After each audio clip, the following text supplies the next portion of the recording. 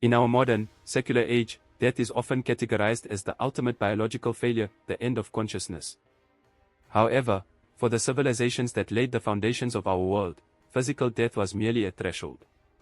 Our ancestors lived in a universe governed by strict social hierarchies, vengeful deities, and the absolute necessity of legacy. Today, we examine 10 ancient fears that made the grave seem like a sanctuary. Kicking off with our number 10 is damnatio memoriae, the erasure of the self. In the Roman Empire, your identity was not internal, it was external, held in the eyes of the public and the records of the state. The most terrifying legal penalty was damnatio memoriae, the damnation of memory. This was reserved for those who committed majestas, or treason against the majesty of Rome. It was a systematic, bureaucratic scrubbing of a person from existence. Every statue was decapitated or recarved, every mention in the census was scraped away, even the mention of your name in a will became a crime. To the Romans, who believed that a man lived as long as his name was spoken, this was a civil death that pursued you into the afterlife, leaving you a nameless, faceless ghost for eternity. The psychological weight of this punishment extended beyond the individual to their entire lineage. To have a family member struck from the records meant the family's social standing was permanently poisoned, and their ancestor spirits would go hungry without the proper rites of remembrance. It was the ultimate weapon of the state, the power to rewrite time itself to ensure you had never existed at all. Next at number 9 we have the fate of the unburied, the wandering shade. For the ancient Greeks and Mesopotamians, the transition to the underworld was not automatic. It was a journey that required a toll, a physical ritual performed by the living. If a body was left to rot on a battlefield, lost at sea, or denied burial due to a crime, the soul was trapped in a state of liminality. In the Iliad, the ghost of Patroclus pleads with Achilles to bury him quickly so he may pass the gates of Hades.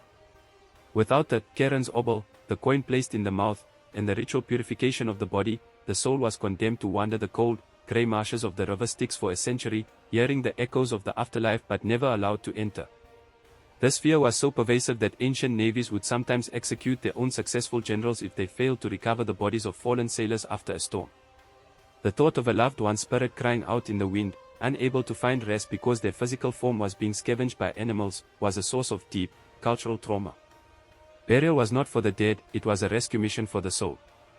Moving down to our number 8 we have the Danaid's futility, the horror of the endless task. The Greeks believed in a specific region of Hades called Tartarus, a place of functional torment. Unlike the Christian hell of general fire, Tartarus featured the futility fears. The story of the Danaids, 49 sisters who murdered their husbands, highlights a fate worse than pain, the loss of purpose. They were condemned to fill a massive basin with water using jars that were riddled with holes. This was the fear of the eternal loop.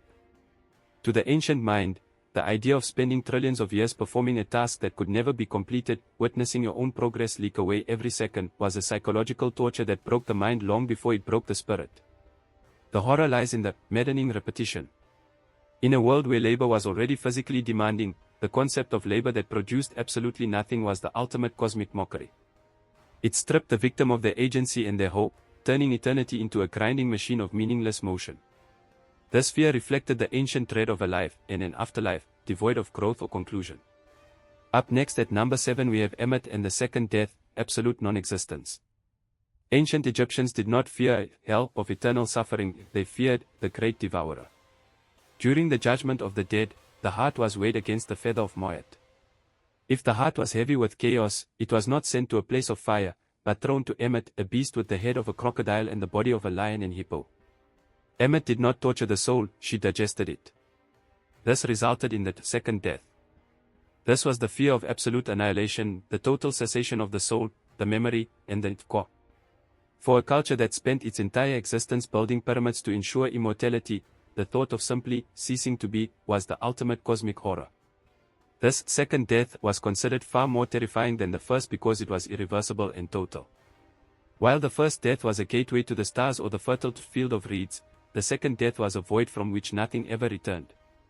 It was the ultimate spiritual failure, a final judgment that concluded your existence with a snap of jaws and a plunge into darkness. Down to number 6 we have the miasma, the fear of ancestral pollution. In the ancient world, guilt was contagious. They feared miasma, a spiritual pollution that clung to a person who committed a taboo act, such as patricide or breaking an oath. This wasn't just a personal burden, miasma was an airborne curse. It could cause the crops of an entire village to fail or the livestock to die. A person carrying miasma became a pariah, a pharmakos, feared as a walking plague. The fear was that your very presence brought death to those you loved. You were alive, but you were a biological weapon of the gods, forced into the wilderness to die alone so that the community might survive. This fear created a society of intense surveillance and ritual purity. If you stepped into a temple while polluted, you weren't just disrespecting the gods, you were physically endangering everyone present. The isolation of the miasmic individual was not a punishment, but a desperate quarantine. To be the source of your city's downfall was a psychological burden that few could endure. Next at number 5 is ostracism, the social void. In democratic Athens, the most feared political tool was the ostracon. Once a year, citizens could vote to banish any person for 10 years. This wasn't necessarily for a crime, but often just because someone was too powerful or too popular. For an ancient Greek, the city-state was their life. To be ostracized was to be stripped of your legal protection, your property, and your religious community. Outside the city walls, you were apolis, a man without a city. In a world where barbarians and bandits ruled the roads, an ostracized man was a dead man walking, stripped of his dignity and his safety by the stroke of a pottery shard. The cruelty of ostracism lay in its bloodless nature. The state didn't need to kill you, they simply removed the social contract that kept you human. Without a city, you had no rights, no name, and no gods to hear your prayers. You were cast into a wild world that viewed you as nothing more than prey. The fear was not the journey, but the sudden, cold realization that you no longer belonged to the world of men. For our number 4 we have damnatio ad metella, the living grave. The Roman Empire required vast amounts of lead, silver, and gold. To meet this demand, they created damnatio ad metella, condemnation to the mines. This was technically a death sentence, but the Romans took their time. Prisoners were chained together in narrow, lightless tunnels hundreds of feet underground. They breathed toxic dust and heavy metal fumes, their skin turning grey from lead poisoning. They were never allowed to see the sun again. It was a living grave, where the distinction between the earth and the body blurred. Most survived less than a year, but those months were spent in a subterranean darkness that felt like a preview of the deepest pits of Hades. What made the mines so terrifying was the sensory deprivation and the loss of time. In the total darkness of the earth, days bled into weeks, and the only reality was the rhythmic strike of the pickaxe and the screams of the dying. It was a factory of human suffering designed to extract wealth from flesh. For a Roman, who valued the light of the forum and the open air of the circus, this burial while still breathing was the ultimate degradation. At number 3 we have ritual impurity, the living ghost. In ancient Judea and many Near Eastern cultures, leprosy and other unclean conditions were viewed as outward signs of inward rot or divine displeasure. The fear here was the ritual funeral. When a person was diagnosed, they were often forced to witness their own funeral rites performed by the community. They were then cast out of the camp. They had to wear torn clothing and cover their upper lip, shouting unclean to anyone who came near. This was a psychological execution.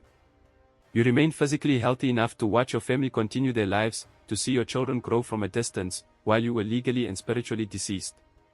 This social death was reinforced by the belief that the afflicted was a walking corpse. To touch them was to invite the same curse. The living ghosts lived in caves or leper colonies, surviving on scraps, but their true torture was the wall of silence. To be ignored by everyone you loved, to be treated as if you were already under the earth, was a psychological trauma that far outweighed the physical symptoms of the disease. Next at number 2 is the 7 Moskim, possession by the nameless. The ancient Babylonians lived in a state of demon terror. They believed in the Moskim, 7 demons who didn't care for blood or sacrifice, but sought only to seize the human body and displace the soul. The fear was not being killed by a monster, but being occupied by one. To have your own voice scream words you didn't intend, to have your hands commit acts of violence while you watched from deep inside your own mind, this was the ultimate loss of autonomy. The Babylonians used complex incantations and clay amulets to prevent this inward invasion, which they considered far more horrific than a simple physical assault. This fear reflected a deep anxiety about the fragility of the human mind.